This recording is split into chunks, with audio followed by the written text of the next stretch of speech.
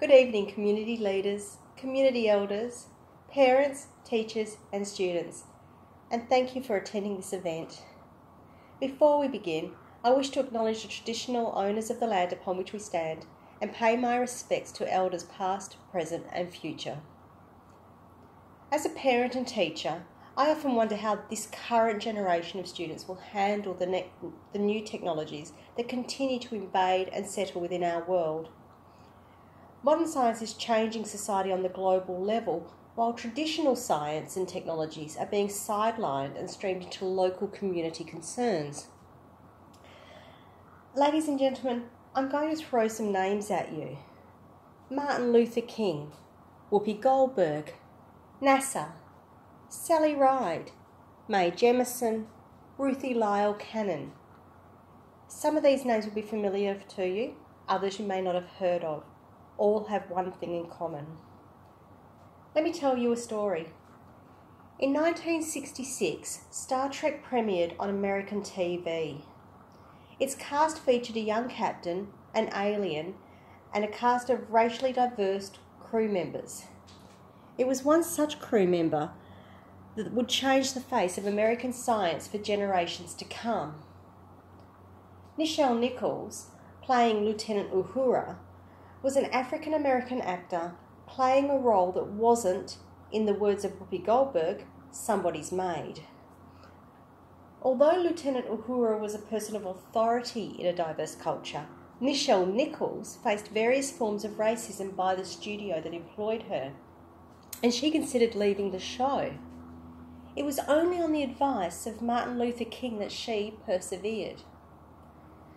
So influential was her role that NASA employed Nichols as a mentor within their space program. Almost single-handedly, she turned that program around, and today many minority groups have taken up positions within the hard science and engineering streams. Now, let me repeat those names to you.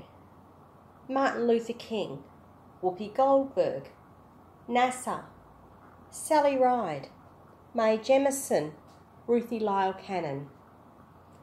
Each one of these people have publicly stated that they directly or indirectly have been inspired by Nichelle Nichols and her role as Lieutenant Uhura. Uhura, they have said, has been a role model in their quest to change the world. Martin Luther King was an activist for civil rights. He saw Uhura as important to that fight. Whoopi Goldberg is a powerful voice for all Americans. Sally Ride became the first female astronaut. Mae Jemison became the first female African-American astronaut. She, in turn, inspired Ruthie Lyle Cannon into engineering. This is the power of one role model, one person willing to step forward and lead the next generation into unknown waters to undo the damage and inequalities of the past. A person willing to change the cultural narrative. It is the contention of our group that traditional science attitudes and practices are needed within the wider context to balance out the damage being done to our land, to our environment, and to our diverse cultures. It is only by encouraging the skills, attitudes, beliefs and knowledge of the traditional owners within STEM careers that we, as a country, can hope to lift the quality of life for all Australians by combining such knowledge with technological innovations.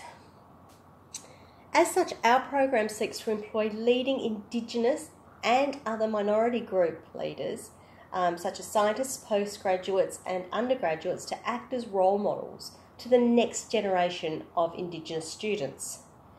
Further, this program will seek to decolonise the science curriculum by introducing Indigenous perspective as an active stakeholder within STEM rather than as an onlooker. Indigenous and non-Indigenous students will engage with traditional beliefs and practices as they navigate the science streams through lessons designed and augmented by our chosen role models. It is time, ladies and gentlemen, for a change to our cultural narrative. Through our Indigenous program, we seek to engage thinkers for our future and role models for Australia. Thank you.